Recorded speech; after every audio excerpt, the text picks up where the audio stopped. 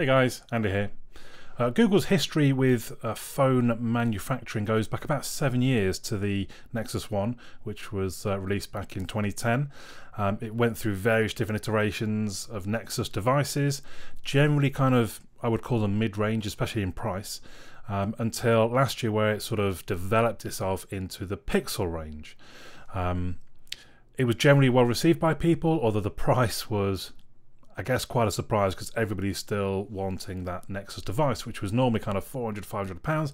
Boom, there's the Pixel at sort of 800 or so, well, 700 or 800. So a lot of people back then said, well, the Pixel, it's got quite a few flaws. There was rumour they'd rushed it out, and a lot of people, I think myself included, said, oh, I can't wait for the Pixel 2, that's going to be some amazing device. The Pixel 2's come out. There's been quite a few mixed reactions, generally positive, but some opinion has been controversial in some ways, I suppose. So I thought it was time to give you my opinion. We'll start with the design. So it's designed by Google. Oh, I should say straight away, I've got a D-brand skin on there, the yellow and the black. I'm sure you'd realised anyway.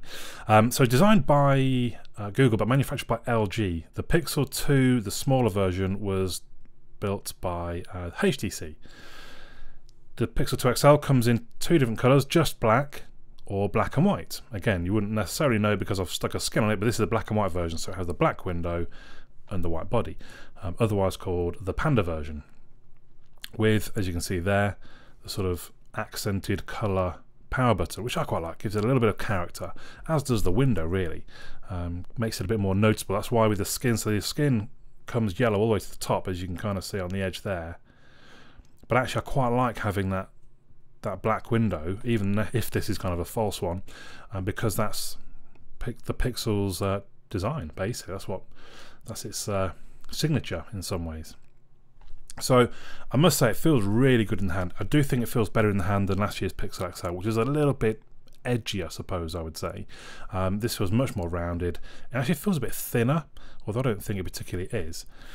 It is an all-metal body, but it does have a special coating. Again, I've stuck a skin on. Maybe I should have took the skin off for my review, but a special coating. So some people got a bit upset, said, "Oh, it's not all metal because you're not holding metal." What?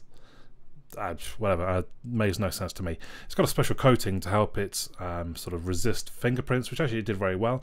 I just stuck a skin on it because there is some comment, I think even by Google themselves, saying that colours could rub off onto the device, especially if it's white. It's going to show up. I do put it in my pocket quite a lot when I'm wearing jeans. I wouldn't want bits of different colour wearing into the back of the phone. Also, I find the glass top, although it's going to be hardened glass, I was worried about when I drop it onto a desk that I'm going to scratch the glass.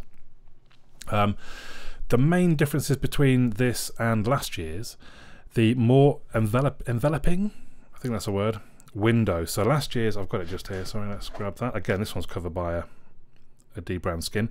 So last year it stopped and didn't go around the edges. It was a flat piece of glass. This one, the glass, again, although you can't see, my apologies, does go all the way up to the edge.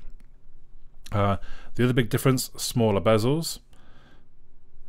So you see there at the bottom and at the top, they are much smaller bezels than last year.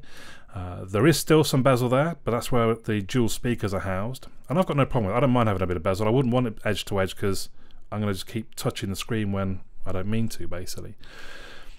The speakers, I'll comment on them while I'm here. Actually, they're pretty good. Let's go and play some.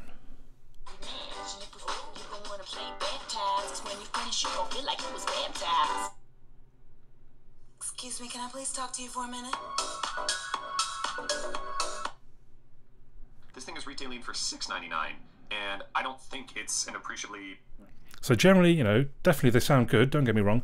I suppose I was a little disappointed. I thought they're going to be louder. In fact, I'm fairly sure my brother's Pixel 2 were louder. Well, they were, according to my sound meter. This only scored 84.1 decibels, which is kind of mid-table. So the little graphic that I'm putting up, hopefully just there, shows kind of the top end of the table. And I expected the Pixel 2 XL to be a lot nearer the top, basically. Having said that, they do sound better. So the Pixel XL scored slightly higher on the volume front, but there's no doubt to me that the Pixel 2 XL does sound better.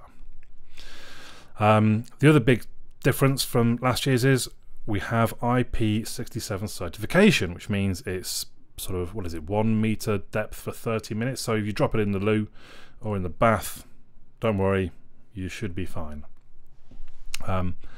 Just like last year's, there's very clicker buttons. You probably can't hear it, but they feel good. Very tactile. Also, the fingerprint sensor stays where it was, centre back. I'd heard a lot of talk about how amazingly fast the fingerprint sensor was on the run-up, so again I was quite pleased. I do like a fast fingerprint sensor, and it's good, but it's not as quick actually as something like the Honor 9. So some people are saying it's the fastest there is. It's not, it really isn't, but it is good, it is quick, and it's reliable. Probably that's the more important thing. Very seldom, there's one app that I use that needs fingerprint sensor to unlock, and sometimes when when you're trying to find the point on the back of the phone, you only get a part of the finger and it fails, but actually as you move in, it passes it again straight away. So it's not like it fails, you've got to take off and then try and find it again. And that's still in itself, that doesn't happen very often. It is very reliable fingerprint sensor. If we move on to the hardware, so the chipset is the Snapdragon 835. It's a little bit of a shame it's not the 836. Last year's I think was the 821. It was the first one of the sort of the step change from 820, and there was talk that this would be 836, but I don't think Qualcomm are ready, unfortunately. So it's the 835. It's a quad-core processor. So last year's it's an octa-core processor. Last year's was a quad-core. This has got 4 by 2.35 gigahertz and 4 by 1.9 gigahertz cryo CPUs, so plenty of power there. And the Adreno 540 GPU. 4 gig of RAM. Some people will try and tell you that's not enough, and I'm not sure I believe them. You see how slick and smooth the phone operates. I just don't really see. Maybe it's because I don't play games a lot. Maybe if you're playing games, you would think you need more RAM. I don't see how that can be any quicker than it is, really. This year we have 64 gig and 128 gig storage options. So one of my big gripes last year was it went from 32 to 128. 32 just isn't enough. 128 for me is overkill. And I was really annoyed they didn't do a 64 gig version. This year, 64 and 128, much better. The 64 gig being £799, and you pay £100 more to go up to the 128 gig. So all of those specs basically give us a Geekbench of just shy of 7,000. So it's one of the quicker phones I've ever benchmarked. Now, I've not had the Note 8, I've not had, there's a lot of the phones from this year that I've not had, fair play, but it's still one of the higher, faster devices that I have used. It's not an issue, let's put it that way. You should be fine on any games that you want. It does have NFC, it does have USB Type-C at the bottom. We're going to talk about the battery and charging later on. Strangely, I noticed so I do like to make phone calls just using the phone speaker rather than holding it to my head, and I noticed that the sound was only coming out of the bottom speaker. I don't really know why that would be. Just something I noticed, not particularly an issue. We do have Squeeze for Google Assistant as well. I almost forgot to mention. Will it rain tomorrow? No, rain is not expected tomorrow. And Google Assistant is very quick. It does occasionally trigger when I'm trying to pick it up at the desk perhaps, and I feel I've got to grab it quite hard and it will trigger, but you can change the settings to softer and harder, and I've gone right the way at the top, so it's happened maybe 3 times in the last week, maybe 4, so not often.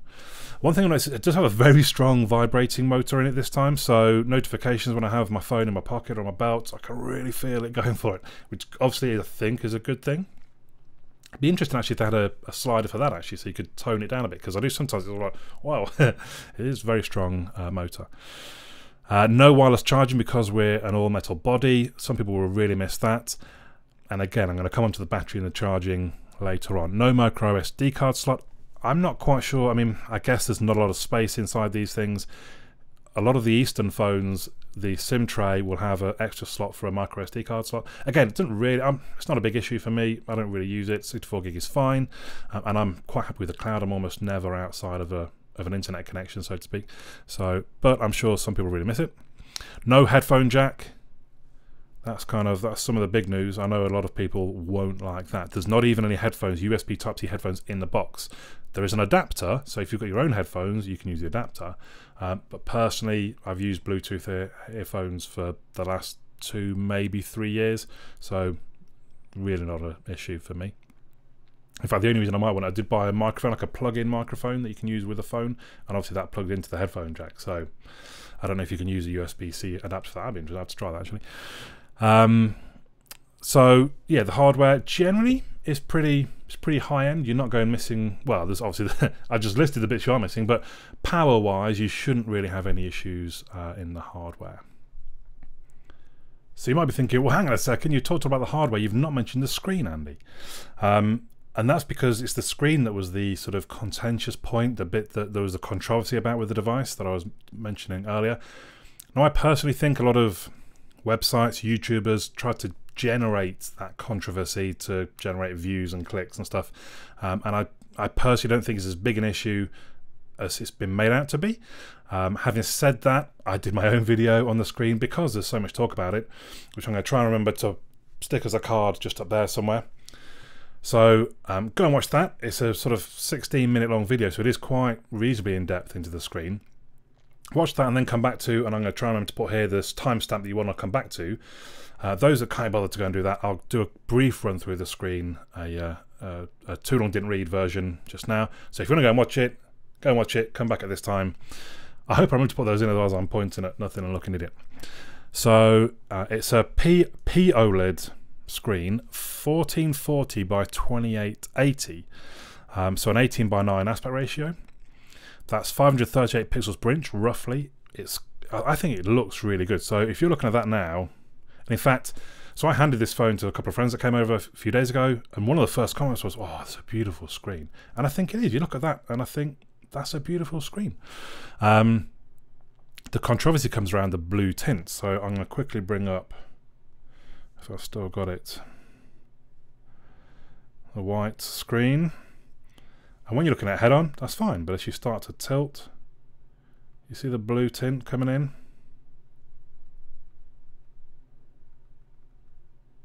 That's what the controversy is around generally. There's some other bits like patchiness on greys. I couldn't see anything. Screen burn, I've not noticed it, and they've made a bit of a patch. They've made a patch to address that as well. So that's the main issue. But when it's a regular image, I don't think you really notice that at an angle. Again, watch my video for more detail on that. I do love the always on screen. If you've got notifications, they appear there. We do have double tap to wake.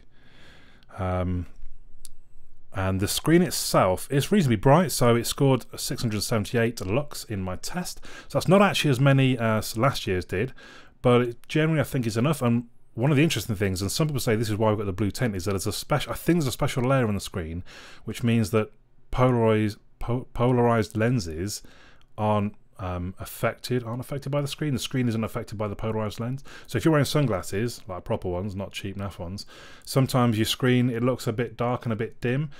This one shouldn't do. Now I'm told a lot of the new phones do that, but I mean, again, in my video, I was amazed at the difference it made. Really good, really clear on the new screen. So I have wondered sometimes if it's not quite as sensitive in the edges. So I don't know, things like, let me see if I can quickly get to my watch later list. When I've gone to remove something from a watch later, do you see that? And maybe I'm not quite, maybe I'm catching the edge more than, and I think I am. I think I'm intentionally at that point I'm tapping more on the bezel rather than that. But there's just been times when I felt it's a little maybe on the edge there. It's not as responsive as you might hope. As far as the 18:9 aspect ratio, there is a pinch to zoom on YouTube. I've just had it open. I should get it open again. Let's just randomly take the first one at the top there. Does it let me do it on an ad? No. So, video will play after the ad. Oh, it's not that long enough. Space, but it's still coming together. Don't have time to talk about it because Westworld. So at the moment, you probably can't see too much, but there's extra black. It's the opposite of the letterbox. It's whatever that is. But what you can do, see that? Zoom to fill, bring it back, zoom to fill, original, zoom to fill. I quite like that. Okay, technically you're missing a little strip off the top and the bottom of the video, but I'm not too bothered by that. For me, the more annoying thing is I come out of that video and go into another one. Oh, Lady Gaga's heart. I still haven't watched that. I can't bother to. to wait, but it doesn't remember. Basically, you have to, every time you open a new video, you've got to zoom to fill again. I'd prefer if you had a setting where you could just say, this is what I want it to be. So the screen, like I say, you give it to someone that doesn't know, they're going to look at it saying, how good's that screen? Yeah, it's really good. It looks really good. When you say, there's a bit of a blue tint when you lose a bit of the viewing angles. Oh yeah, and then you show them with a white screen, and then they go, oh yeah. So it's only kind of a thing. It's only if you go looking for it that it's a problem. I think that's my opinion anyway. Let's move on to the cameras. So on the back, 12.2 megapixel f1.8 with OIS main lens. Yes, just one lens. Again, some people are really upset by the fact it's not got two. But actually the portrait mode, the way that Google have done it, I think is fantastic with just the one lens. I think they explained there's 2 pixels in every pixel with a slight different angle, and that's how it works out the depth of things. Very clever. The front-facing camera, 8 megapixels f2.4. Which can do portrait photos as well. So I don't think anything on iOS, I don't think there's many of the phones that can do portrait mode from the front-facing camera, which when you think about it, that's, well, of you, there's going to be lots of portraits. So, and I've got to say, I do enjoy taking portrait mode selfies. There is a slight odd colour balance, and I think it's to do with low light. And actually mine that pointed out to me on Twitter, and originally I thought I'd just maybe I'd put a weird filter on it on Instagram. But actually in low light it changes the colours. So I've got a couple of photos. One was when I went in to see the phone on Tottenham Court Road, and I was wearing a sort of red t-shirt, and then I didn't realise I was wearing the same red t-shirt when I took a selfie later on with my phone here at this desk. And the only difference being, when I was at the desk, literally there was no other lights on, I think, apart from the monitors. And I actually took a really good photo, but the red was more of like a magenta, purpley, maroony type colour, which is a little bit weird. And then the one that mine noticed was actually my motorbike and a orange jumper that I have, and it looks slightly red rather than orange. But I do remember thinking at the time that I took it, it had gone really quite dark, oddly, even though I was outside. So I think it's a sort of a low light issue in that respect. Just be aware of it, keep an eye for it. It might get fixed with software updates. So I don't think there's any doubt that the camera is the strength of the phone. I'm not going to go into it for too long, but yeah, it takes some fantastic pictures. I think anyone that's got one will tell you the camera's amazing. The motion pictures are quite interesting. So again, I think you have to give Apple some credit for this idea, and I'm not that bothered, but I think it's on by default. And I was taking a couple of pictures when friends came over and we were playing some board games. So I've got a nice one of Ralph. He's waving his arms around. That's quite amusing. We've got, I think, what's been in for a little while, double twist to get the selfie camera on. So if we load up the camera app, I should use the double tap to power, to be honest there, but quick twist and it faces it round to me. A quick twist and we go back. Or you can take a selfie, and we get a countdown, and there's our photo. The main camera does 4K video, or you can go all the way down to 720p and have 240 frames per second for slow-mo. I've not used it. I don't really have any purpose for using the slow-mo, to be honest. Once again, the video stabilization is amazing. I don't think it's quite as aggressive as it was when it first came out last year, so I've got a new mattress, and I was just kind of doing some shots. I'm going to do a review of that, probably not on this channel, on my own channel. And I noticed that you could see the camera moving slightly, whereas last year I remember you could film it and hold it, and it was like it was on a tripod. But as you pan, that's when we had the old jerky moments, if you remember. So I think they've kind of toned it down a little bit, which, I don't know, I kind of liked having the sort of a mobile tripod almost. Anyway, also there's a weird whistling when recording video.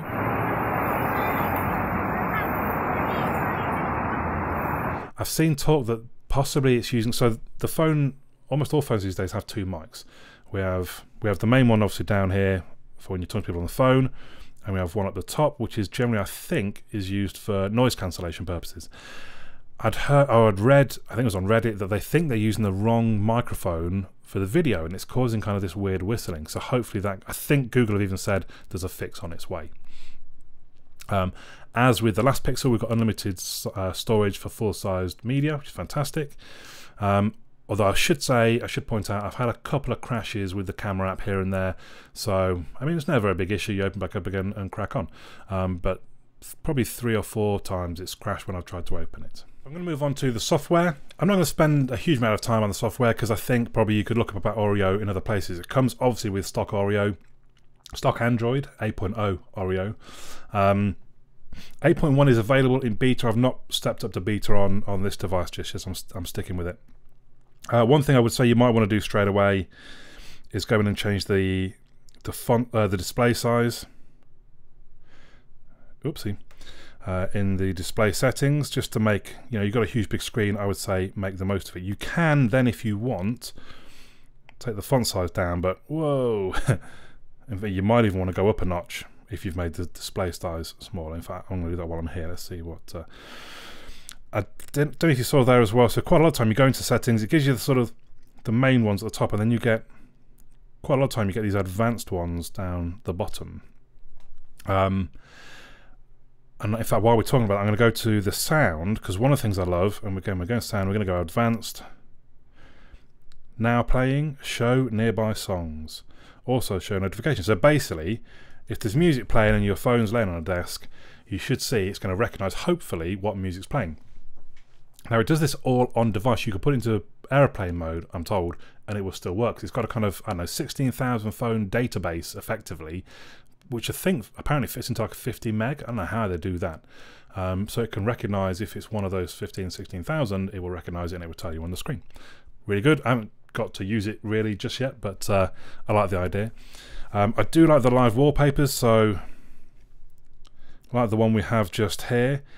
And again, someone had a friend was looking at it and the kind of, are those cars moving? And if you, I don't know if the cameras can focus well enough, but there's little cars driving along that road down there, which I think is cool. Just like a small thing, and as you side swipe, it rotates and pans. Honestly, it's just one version. There's the other one which you've probably seen, which has the waves washing up on the beach. There's all sorts. There's another one like a canyon with some hot air balloons floating across. I just really like them. They're nice. They're really subtle. You get some other ones. Let's go and have a quick look, I suppose. You get some other ones like the Come Alive. So if we do that one. Actually, maybe I should do whites. Maybe it's more visible. And then when you press on the screen, you see it kind of reacting. I was trying to trick some people at work. Oh no, I've got this weird goo under my screen. Look. They did look. They were look. No, that's cool though. So I do like all the different live wallpapers. They're really good fun. The Google Assistant is very fast, and I do like. I mean, I've not used it a massive amount to be honest, but I do enjoy the squeeze to use. I think Google is trying to make it easier to access, and I have seen other people talking about how they do use Google Assistant more now. It's that easy to access, so I think that's a good move. I know it sounds a bit of a gimmick, but actually I do like it. It does, I think I mentioned earlier, it does. I've triggered it a few times when I didn't mean to, but it's only a few times. I do like the double tap to wake on a device, and generally it's been very reliable on the Pixel 2 XL.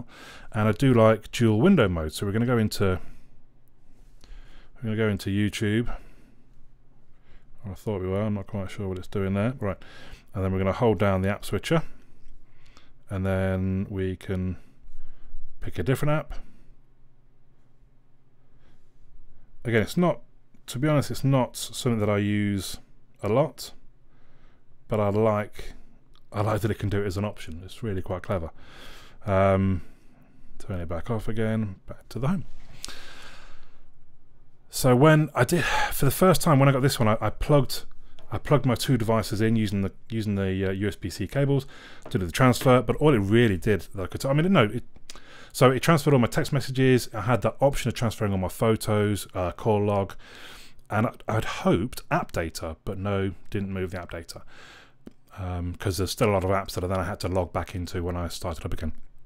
A little annoying really, because now I'm an Android developer, I know how easy it is to set up that your app just restores itself. It's literally like one line of code in the manifest.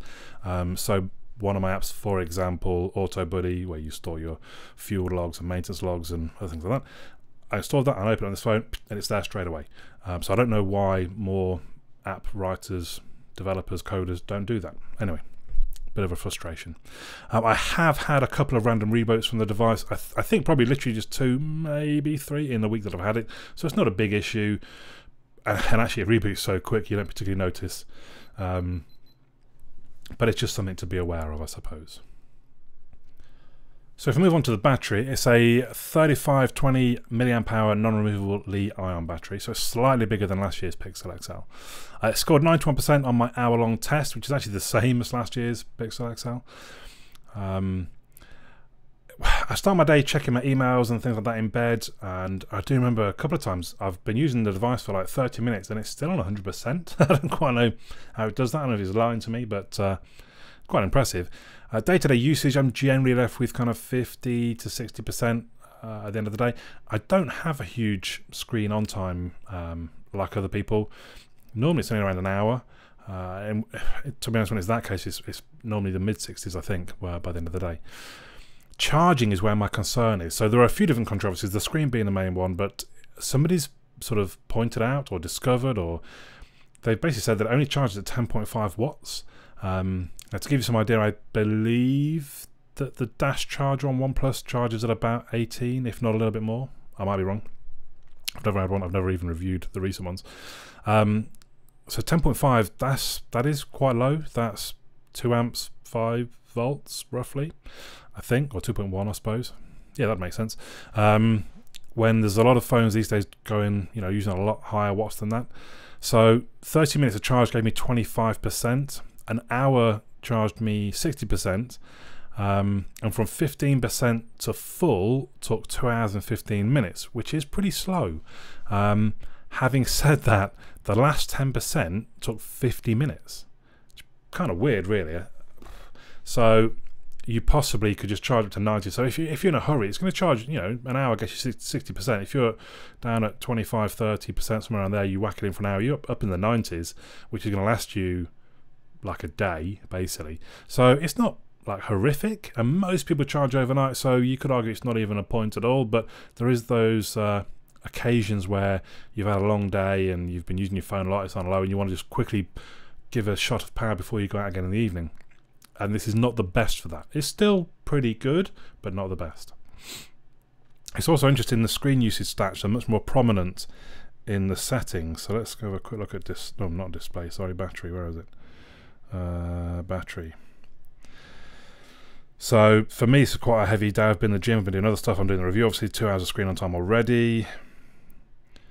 And you see there, it tells me that it's YouTube, 29 minutes. I was on the exercise bike watching YouTube videos.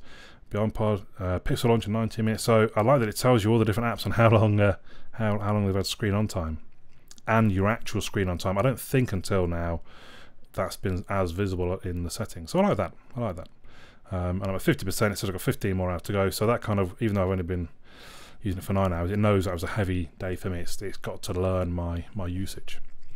As for sort of hackability, there's a few bits on the XDA forums. It's rootable, there's a custom recovery, although it's in beta, and there's a few different kernels knocking around.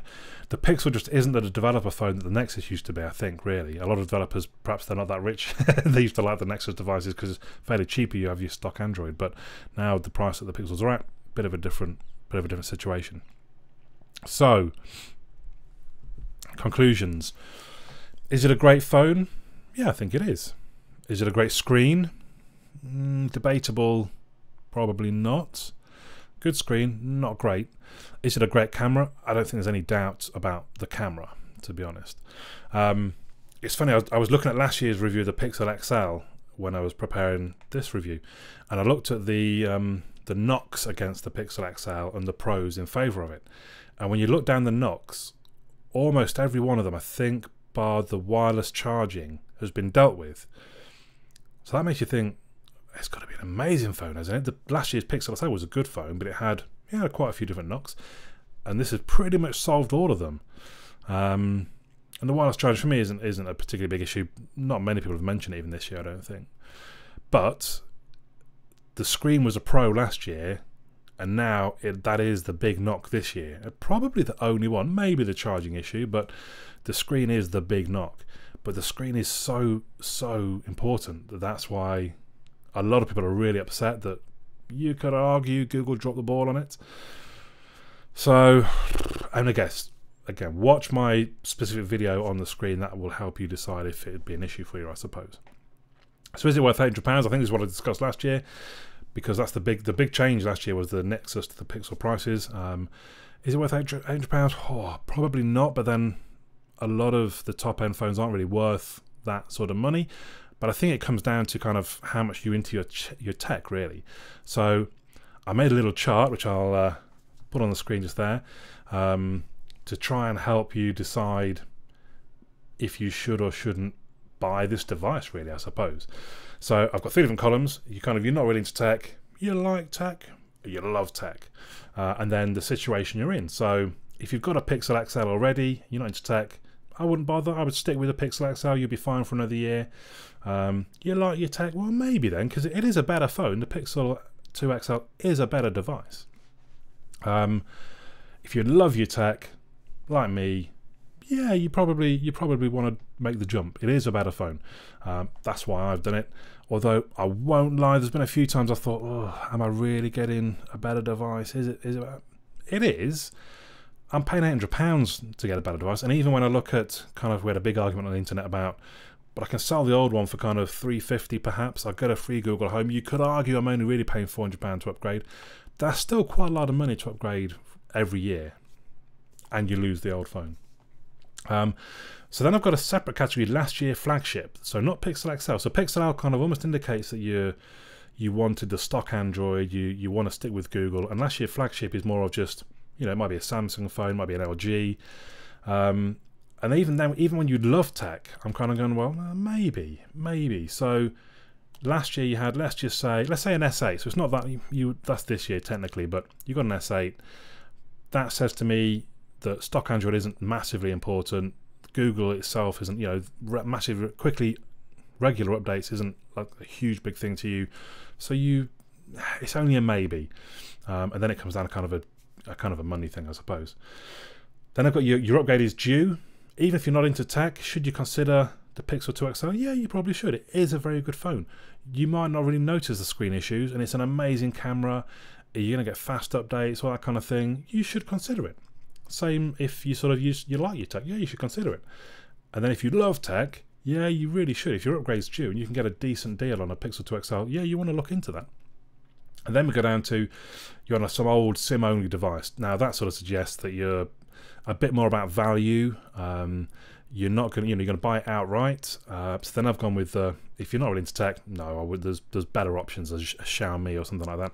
If you like your tech, even then, well, I probably wouldn't. Even if you like your tech, you might look at something like the Honor 9 or the OnePlus 5T. If you love your tech, then yeah, consider it. It's a lot of money to dash out for a phone when there are things like the Honor 9 and OnePlus 5T. So it's only a maybe even then. Also, last year there wasn't really much competition. The Note 7 was bursting into flames. The LG V20 wasn't coming to Europe, I don't think. This year, Note 8's here. The V30 is here. And even Razer phone is here now at a slightly sort of, that's £600 with a lot of high specs crammed into a device. So there's a lot more alternatives, which is why there's quite a few maybes in there, because you've got a lot of choice this year. One thing I would mention real quick, if you do buy the Pixel phone, you'll get a welcome email. Read through that, you get a free movie. I didn't realise, I kind of read it late and read, oh, I get a free movie, and then got The Martian for free on Google Play. So, wow, that's been a long video. Sorry about that. Hopefully, I've been quite thorough. All in all, I am happy with the device. I am going to keep the device. I do like the fit in the hand. I do like the screen isn't a problem for me. I love some of the additions we've got, like the squeeze for Google Assistant, the always on screen, the stereo speakers, the amazing camera. It is a good device. It's just about that price, or it's about what your current situation is, hence the sort of the grid that I did. So let me know your thoughts in the comments down below. But for now, my name's Andy. I'll catch you all again soon.